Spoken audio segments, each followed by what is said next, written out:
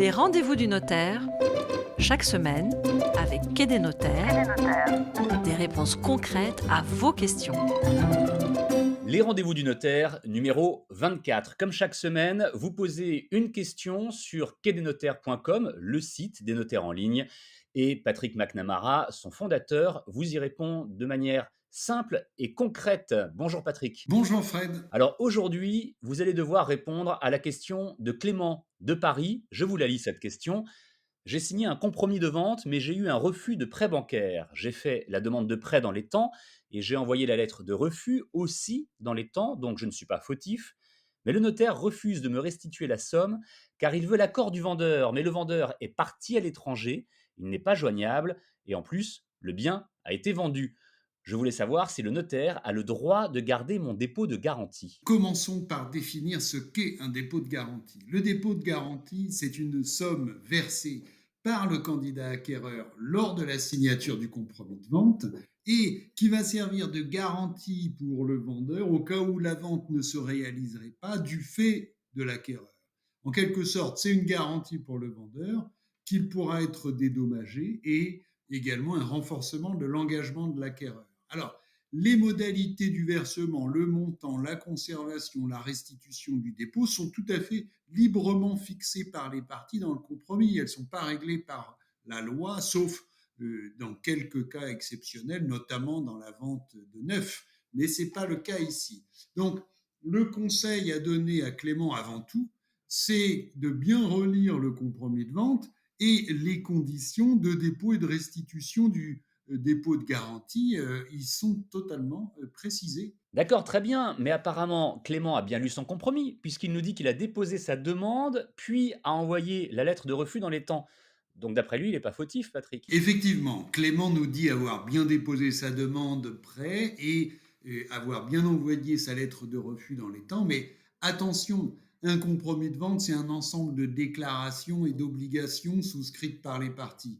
Le vendeur a accepté de vendre à l'acquéreur, notamment au regard des conditions de son financement, c'est-à-dire d'abord ses conditions de revenus et ensuite le montant et les conditions du prêt. C'est pas la même chose de vendre à un acquéreur qui va faire un prêt de 400 000 ou un acquéreur qui va faire un prêt de 200 000, vous comprenez. À l'inverse, la condition suspensive de prêt qui est stipulée dans le compromis, c'est un engagement.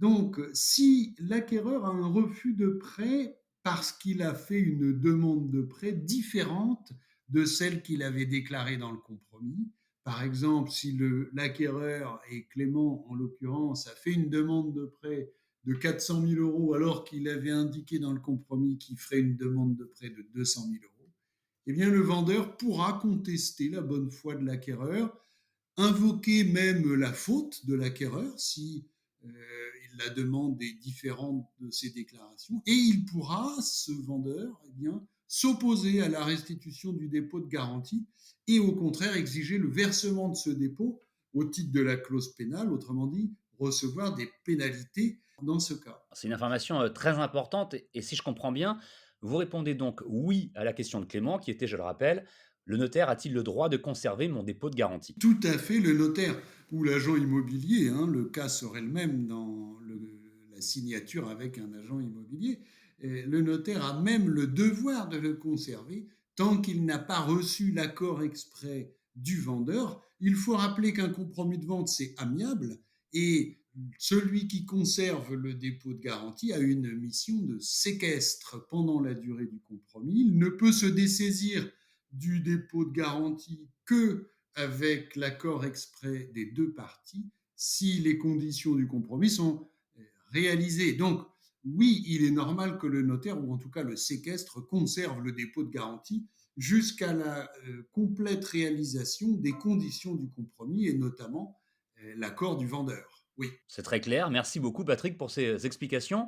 Pour terminer, comme d'habitude, un conseil ou une anecdote sur ce sujet? Oui, un conseil, Fred. Soyez vigilant sur la rédaction des clauses de dépôt de garantie et de conditions suspensives de prêt, car il est fréquent que le compromis prévoit non pas un refus de prêt, mais deux refus de prêt obligatoires de la part de deux banques différentes.